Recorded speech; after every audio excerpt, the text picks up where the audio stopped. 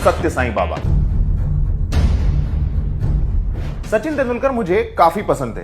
बाद में मालूम चला कि सचिन भी सत्य साईं के ही भक्त थे। सचिन साईं की मौत पर आंसू बहाते भी दिखे थे। मगर सच्चाई का आजकल ऐसा है कि सामने आ ही जाती है। एक सरकारी अवार्ड सेरेमनी चल रही थी, सामने देश के प्रधानमंत्री नरसिम्हा राव बैठे हुए थे और दूरदर्शन इस पूरे के पूरे प्रोग्राम को रिकॉर्ड कर रहा था।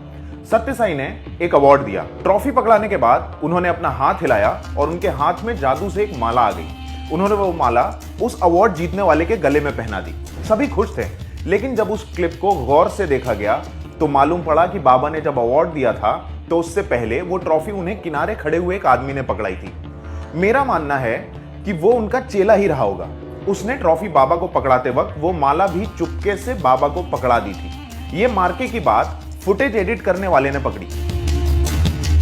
जब ऐसा लगा कि सत्य साईं की पोल पट्टी खुल जाएगी तो इस हिस्से को कभी टेलीकास्ट ही नहीं किया गया। सत्य साईं के भेद खुलने लगे थे।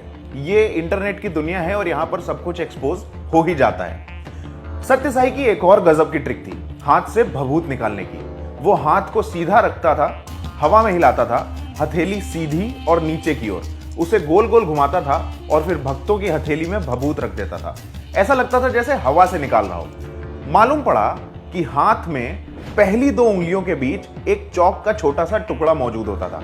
ये चौक ज्यादा कठोर नहीं होती थी, ऐसी होती थी कि थोड़ा सा भी अगर आप जोर लगाकर उसे मसलें तो वो पाउडर बन जाएगी। सत्य साईं उसी का इस्तेमाल करता था। उसे ही मसलते हुए भक्तों के हाथ में धूल गिराता था, जिसे उसने नाम दिया भभूत। भक्त लौट जाते थे।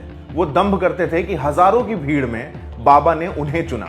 वो ये नहीं जान रहे थे कि बाबा ने उन्हें चुना तो है, लेकिन आशीर्वाद देने के लिए नहीं, बल्कि उल्लू बनाने के लिए।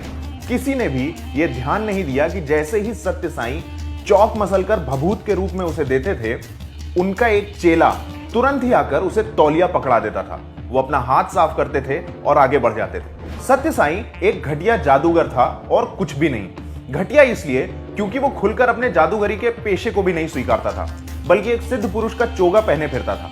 इस चोगे को उतारने की अभूतपूर्व कोशिश की जादूगर पीसी सरकार जूनियर ने। महीनों तक सत्य साईं से मिलने की अर्जी रिजेक्ट होते जाने पर पीसी सरकार जूनियर ने एक स्वांग रचा। वो बंगाल के एक इंडस्ट्रियलिस्ट के बेटे का रूप धर के गए। तुरंत ही सत्य साईं ने उन्हें अंदर बुला लिया। सत्य साईं के कमरे के अंदर होती मुलाकात यानी दर्शन मिलने पर सरकार जूनियर ने उनसे गिफ्ट मांगा। सत्य साईं ने कहा, थोड़ा इंतजार करो। वो दूसरे कमरे में गया और 2 मिनट बाद बाहर आया। जिस दौरान सत्य साईं कमरे के अंदर था, सरकार जूनियर ने कमरे में रखी खाने की एक प्लेट को अपने पास छुपा लिया। वापस आने पर बाबा ने अपने हाथ को हवा में घुमाया और न जाने कहां से उनके हाथ में सौंदेश मिठाई आ गई। उन्हें मालूम था कि वो एक बंगाली आदमी है। पीसी सरकार इसी का इंतजार कर रहे थे। उन्होंने तुरंत सत्य साईं से कहा, बाबा मुझे सौंदेश नहीं रसगुल्ला पसंद है, रसगुल्ला दिला दो। और अपनी छुपी हुई मिठाई की प्लेट से सौंदेश को रसगुल्ले में बदल दिया। सत्य साईं की हालत खराब हो गई।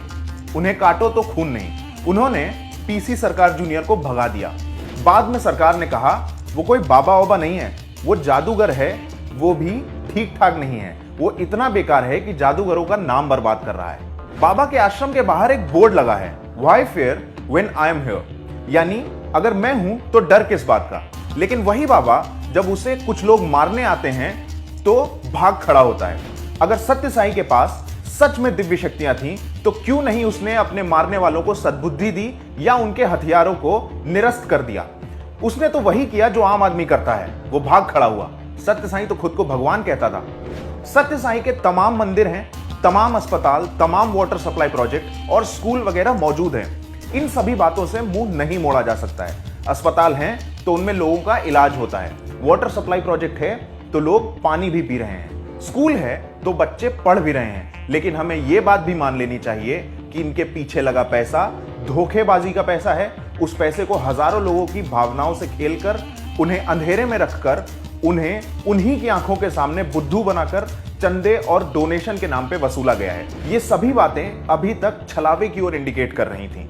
लेकिन इसके अलावा भी ऐसा बहुत कुछ है जो हमारे सामने ही है, लेकिन हम उसकी मौजूदगी को एड्रेस नहीं कर रहे हैं। इनमें से एक सेक्सुअल हैरेसमेंट बड़ी चीज है। सिडनी से एक बैंकर आए जिनका नाम था डी क्रैकर। वो 5 साल तक सत्य साईं के भक्त थे।